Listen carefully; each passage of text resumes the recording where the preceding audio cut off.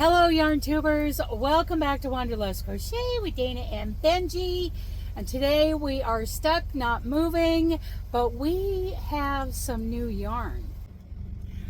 So, sitting in the truck today, this morning I have all clean laundry. My clothes are still warm from the dryer. I'm cooking breakfast. Benji and I are going to be hanging out today. I'm going to be crocheting. I'll tell you all about that. First, what I'm going to tell you about today is the minis that I got, the subscription yarn that came, the new pair of socks that I started, and Robin's crochet along over at the Roaming with Rover channel. I'm going to give you a little more info on that.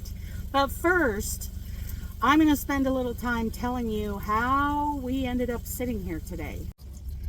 It is hard for me to wrap my head around sometimes just how blessed I am and how protected I am, because I just bumble along like a happy little idiot, and then looking back on the day I realized just how well taken care of I am.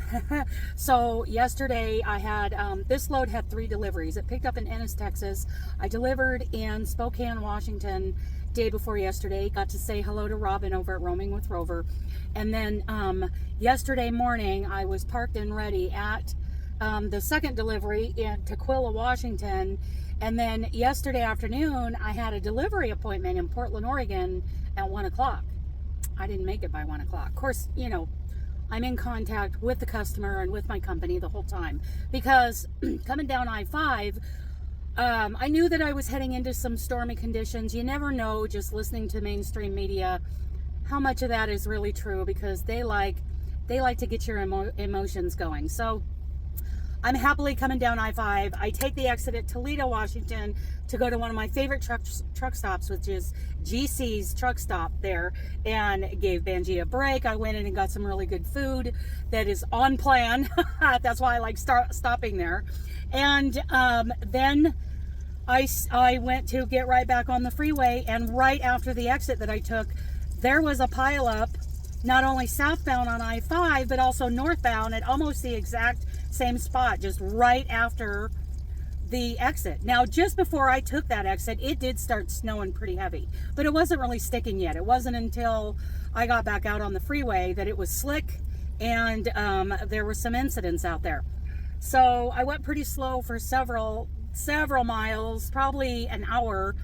Again, I'm on the phone with my company and the customer, and then I get about 10 miles north of where I-205 comes off of I-5, and that's my exit, right? We were doing 1 to 2 miles an hour. I don't know how long it took me to actually get to the exit, and it looked like one truck got right into the Fred Meyer's truck, and they were just like this off to the right, and their DOT and the state police were there. I felt bad for both of them, but and I'm seeing signs that say chains required in Oregon. Well, I'm not ruining my snow socks or throwing chains when the pavement is just like chunked up. It's too hard. It would tear up anything that I put on my wheels.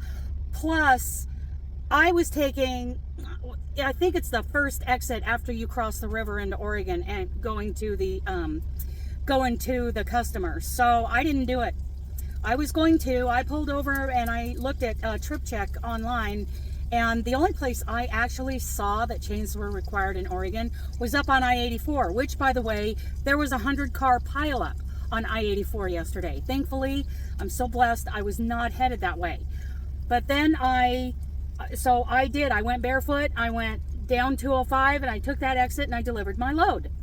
Come to find out, right behind me, there was about a 10-vehicle pileup right there at that area of Clark County, Washington. So once again, I feel like, you know, I'm a happy little idiot going down the road, and I am well cared for. Delivered my load, found some parking. For those of you who drive truck, there's something called Truck Parking Club. And for areas like the Portland metro area where the truck stops get filled up quickly, this is a great alternative. And I wanted to, you know, there was, you know, lanes of bare pavement on 205, so I decided to pay for, you know, $30 a night to drop my trailer in Oregon City and then bobtail to the house. And at the time when I did that, conditions were okay. They weren't great. We weren't flying down the freeway, but I found this little truck parking club. I feel safe with my kingpin lock on that trailer, and I bobtailed. I did not take Clackamas River Drive.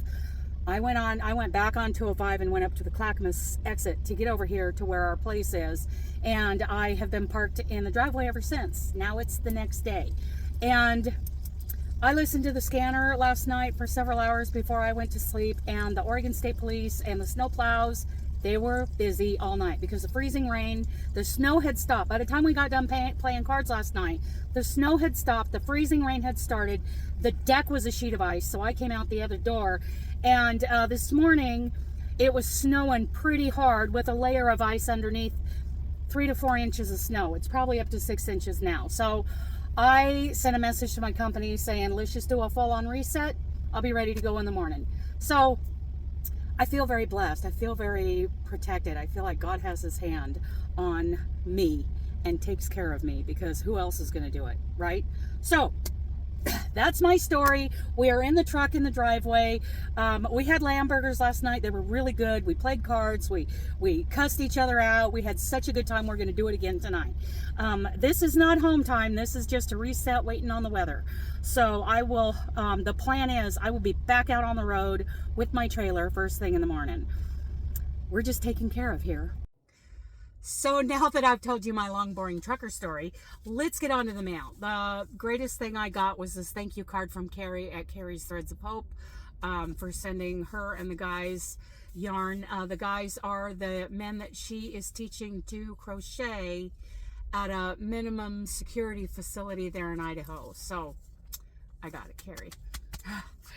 Next I got some more squares from Our Elfin Squares. This was our holiday Christmas time square swap.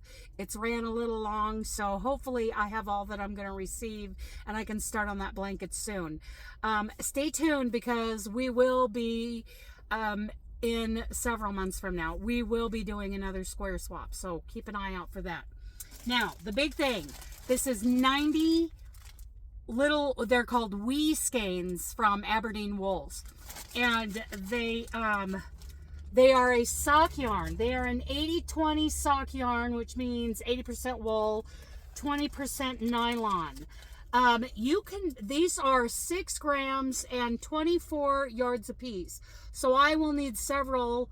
I need about 300 yards for the socks, socks that I'm crocheting with these. So they're an 80-20. You can buy them in packs of 25 for $18, and then you can buy packs of 50, 100, 200, 500, or even 1,000. Can you imagine the blanket that we could make either in granny squares or even in an entrelac pattern? I mean, oh, you guys, these are just gorgeous. Check these out. I love them. I just love them. They feel wonderful. So, but at the very least, I am crocheting socks for the moment. This is the subscription yarn from Sasquatch Yarn and More. Our friend Robin over at Roaming with Rover has this little yarn shop. And she is doing a subscription package of yarn. And it's 3 different packages over a course of 6 months. So it's like every other month for the first 6 months of this year. And this is the first installment of that. I actually got 2 subscriptions, one with DK and one with fingering. You can get worsted. So here is, oh my goodness, it is so pretty, Robin. Look, and I got some lip balms. I go through a lot of lip balm.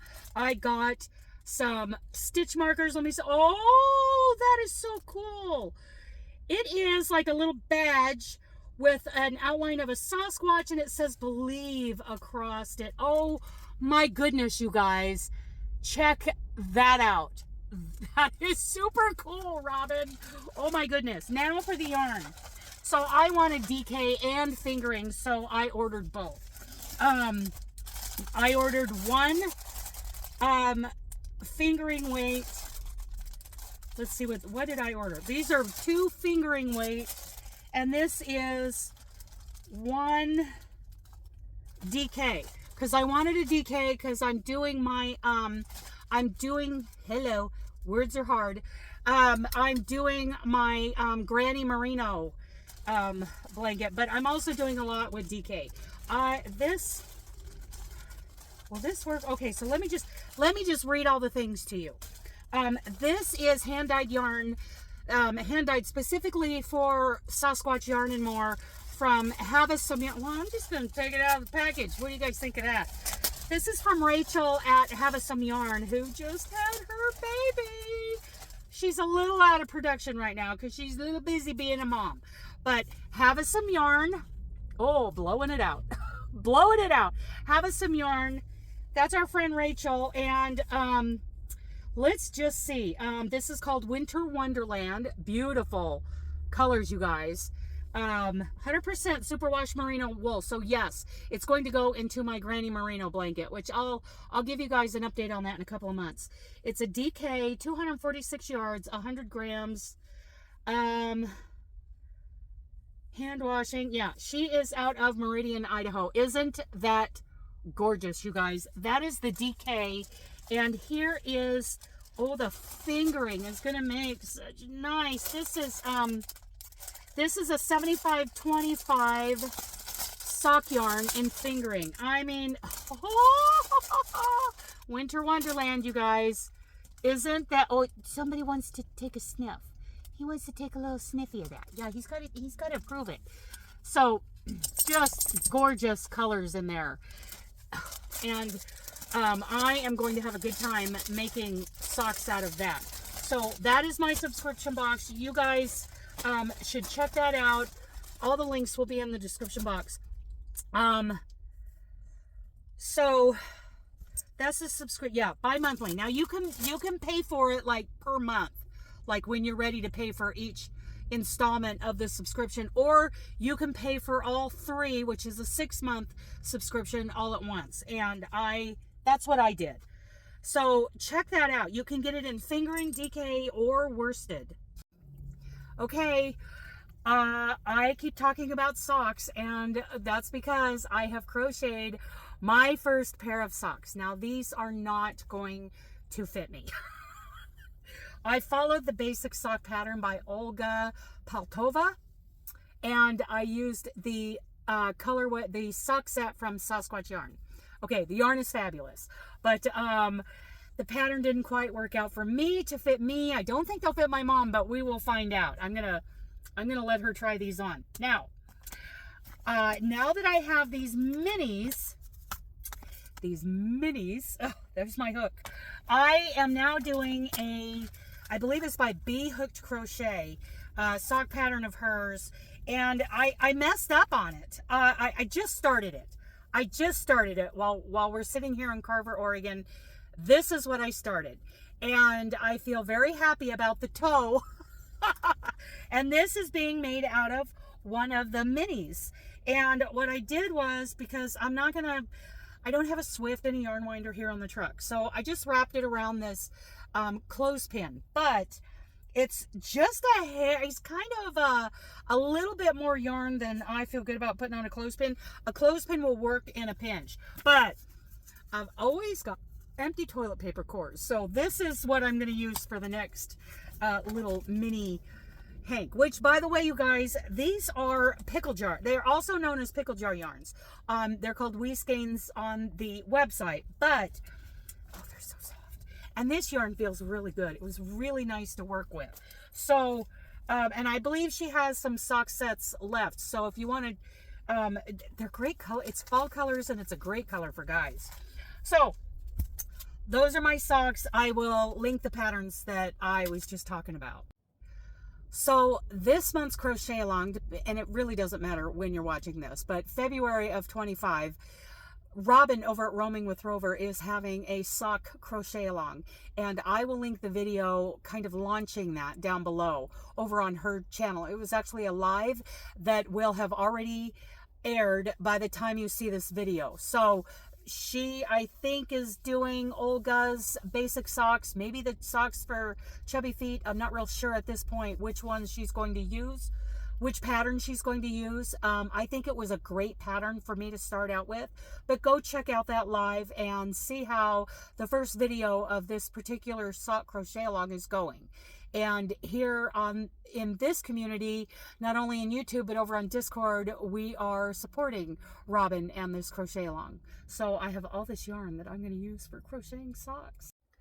So tell me in the comments, tell me how you feel about crocheting socks. Have you been afraid to try? I know that I have, and now I realize there's nothing to be afraid of. In fact, it's a real joy to crochet socks. I am truly enjoying it. Check out all the links in the description box, and especially come check us out over on Discord in that community where we can celebrate all your makes all the time. Okay? Okay, I love you guys. Bye.